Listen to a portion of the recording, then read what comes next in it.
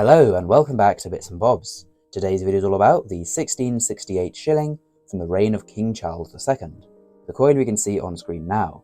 I'll first go through the design of the coin and then move on to the facts and figures. So here we have the reverse design featuring 4 crowned cruciform shields around a central garter star with interlocked C's between them.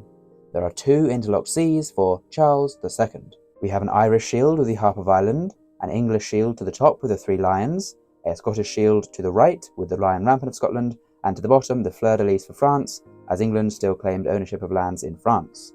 As is mentioned in the legend, which it is in Latin, that it reads, King of Great Britain, France and Ireland. So of course that means Charles II is king of those places, and then we can see to the top there is the date of the coin, 1668, so the year this coin was produced. Moving on to the obverse, we can see here a portrait of King Charles II. This is his draped bust with his long hair and laureate in his hair, and he faces to the right. We have a legend in Latin to either side of him, and this reads Carolus II de Gratia, meaning in English, Charles II by the grace of God, linking to how they believed he was appointed to be king by God. Now Charles II introduced a stable milled coinage, so there had been attempts before to make the coinage milled rather than hammered, but Charles II was the first monarch that used after 1662 exclusively milled coins for his coinage, as we still use today the milled coinage type. And you can see this by the little teeth milling or beading around the rim. So there we go. There is the design of the coin, and we'll now move on to the facts and figures. So we can see here, this is a coin minted at the Tower Mint in London.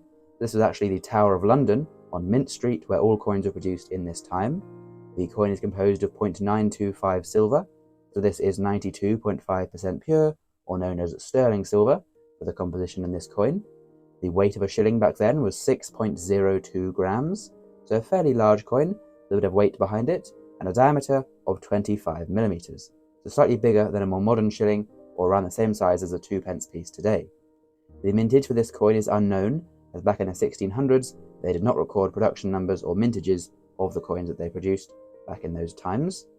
The shilling coin is of course worth 12p. This is 1 shilling, which is 1/20th of a pound, so you would need 20 of these coins to make a pound back in the day. And back in 1668, when the coin was produced, 1 shilling was equal to £12.49 today, so worth much more to have a shilling coin back then than it is to have a £10 note today.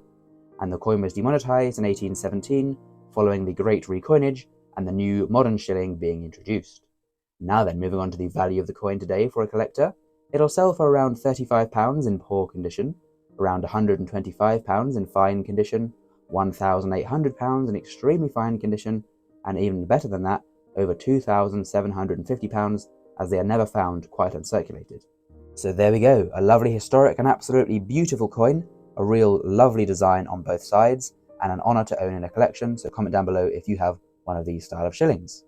Please subscribe as well if you've enjoyed, thank you for watching, and we'll see you again soon for some more coins in the future on Bits and Bobs. Bye for now.